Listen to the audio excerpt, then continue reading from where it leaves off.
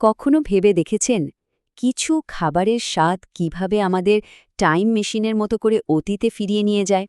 একটা বিশেষ রান্না মনে করিয়ে দেয় হারিয়ে যাওয়া বাড়ির উঠোন বা কোনো প্রিয়জনের মুখ। আজকের গল্পটা ঠিক এমনই একটা জাদু নিয়ে, যেখানে খাবার শুধু খিদে মেটানোর জন্য নয়, বরং হয়ে ওঠে স্মৃতি আর ভালোবাসার এক জীবন্ত দলিল। চোখটা বন্ধ করে একবার ভাবুন তো, ইন্দুবালার হোটেলের ভেতরে ঠিক এই রকমই একটা ছবি। জানলার ধার ঘেঁষে নরম রোদ এসে পড়েছে সারি সারি কাচের বয়ামের উপর, আর তার ভেতরে না শুধু আচার বা চাটনি নয়, সেখানে যত্ন করে রাখা আছে ঘরোয়া রান্নার আসল স্বাদ আর ফেলে আসা দিনের গন্ধ। আর এই পুরো আয়োজনটার পেছনে যিনি আছেন তিনি হলেন ইন্দুবালা। দেখলে মনে হবে আর ৫ জন সাধারণ বৃদ্ধার মতোই, কিন্তু তার এই ছোট্ট হোটেলটা ওটা আসলে পূর্ববঙ্গের হারিয়ে যাওয়া স্বাদের একটা ঠিকানা। মানে যারা দেশভাগের কষ্ট বুকে নিয়েও নিজেদের শিকড়কে ভোলেনি, তাদের কাছে এই জায়গাটা একটা অন্যরকম শান্তির। আচ্ছা, একটা হোটেলের মেনু কি দেখে ঠিক হয়? সাধারণত খদ্দের কি চাইছে বা কোন দিনে কি চলে, তাই তো? কিন্তু এখানে ব্যাপারটা একদম অন্যরকম। এখানে মেনু ঠিক হয় একটা স্মৃতি দিয়ে। ভাবা যায়, নিজের ছোট্ট বাগানে জাস্ট কয়েকটা কুমড়ো ফুল ফুটে থাকতে দেখেই ইন্দুবালার মনটা যেন টাইম ট্রাভেল করে চলে গেল বহু বছর পেছনে। আর ব্যাস, সঙ্গে সঙ্গে পাল্টে গেল সেদিনের পুরো মেনু। আসলে এই স্বাদ আর স্মৃতির যে অদ্ভুত একটা কানেকশন, সেটাই তো এই গল্পের আসল ম্যাজিক। চলুন আমরা একটু গভীরে গিয়ে দেখি কিভাবে সামান্য একটা রান্নাকে সম্বল করে ইন্দুবালা এমন এক হারিয়ে যাওয়া পৃথিবীর দরজা খুলে ফেলেন যার কোনো চিহ্নই নেই। এটা কি ঠিক রান্না বলা চলে না, এটা যেন একটা পুজো। একদম ভোরবেলায় শিশির ভেজা তাজা কুমড়ো ফুল গাছ থেকে তোলা, তারপর ঠাকুমার শেখানো সেই পুরনো পদ্ধতিতে ওপরে কয়েকটা পোস্তর দানা ছড়িয়ে দেওয়া। মানে প্রত্যেকটা স্টেপ যেন একটা রিচুয়াল, যা আজকের দিনটাকে সেই পুরনো সময়ের সাথে জুড়ে দেয়। আর যেই মুহূর্তে গরম তেলে বড়াটা পড়ার সেই ছ্যাঁত করে চেনা শব্দটা কানে আসে, ব্যাস, কলকাতার ওই ছোট্ট রান্নাঘরটা আর রান্নাঘর থাকে না। চোখের সামনে ভেসে ওঠে খুলনার সেই মস্ত বড় নিকোনো উঠোন, যেখানে খেজুর পাতার হালকা আঁচে রান্না হতো। খুলনার সেই খোলা মেলা উঠোন, আর সেখান থেকে কলকাতার এই দম বন্ধ করা জীবন। ইন্দুবালার জার্নিটা কিন্তু মোটেই সহজ ছিল না। খুলনার এত আদরের মেয়ে, সে যখন নতুন বউ হয়ে এই শহরে পা রাখল, তখন শহরটা ওকে একটুও জায়গা দেয়নি, বরং মনে হতো যেন একটা জেলখানা এসে পড়েছে। দুটো জীবন, যেন আকাশ আর পাতাল।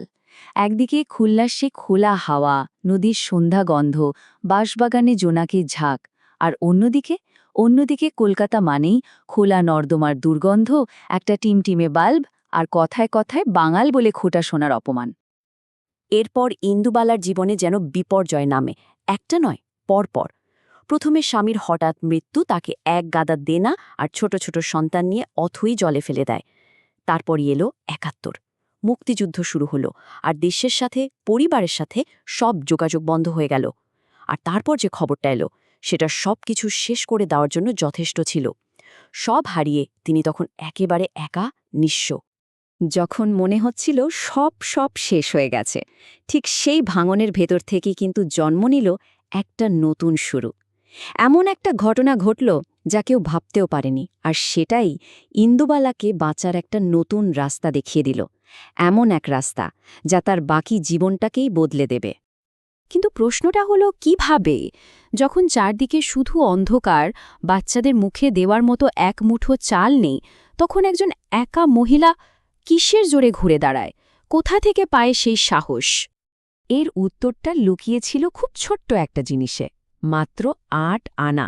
হ্যাঁ, এটাই ছিল তার জীবনের প্রথম রোজগার। আর এটা শুধু ৮ আনা পয়সা ছিল না, এটা ছিল সম্মান, ছিল ঘুরে দাঁড়ানোর প্রথম পদক্ষেপ।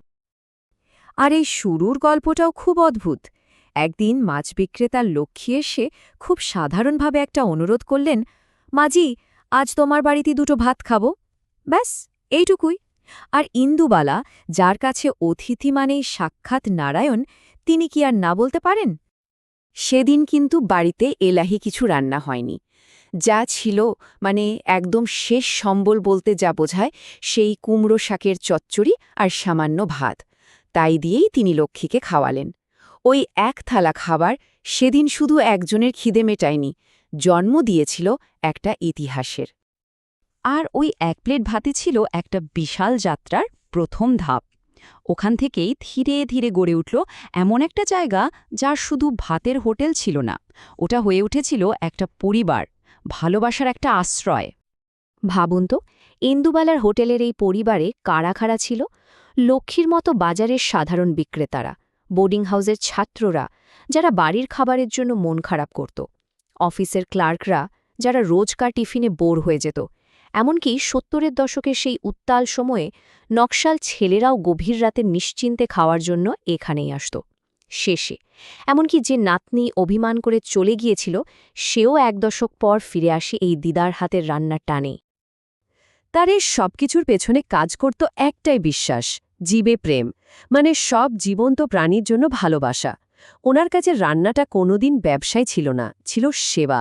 উনি বলতেন, মানুষকে খাইয়েই তিনি তার ঈশ্বরকে খুঁজে পান।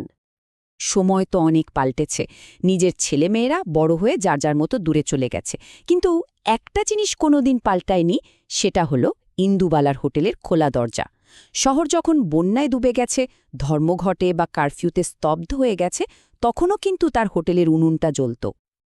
আসলে ইন্দুবালার পুরো জীবনটা আর তার দর্শনটা যেন এই একটা কথাতেই এসে মেশে। তিনি বিশ্বাস করতেন, অতিথির কোনো পরিচয় হয় না, ধর্মও হয় না, অতিথি তো সাক্ষাৎ ঈশ্বর। আর এই একটা বিশ্বাসই বোধহয় আমাদের শিখিয়ে দেয় যে এক থালা গরম ভাত আর একটু ভালোবাসা দিয়ে পৃথিবীর সব ভেদাভেদ মুছে ফেলা যায়।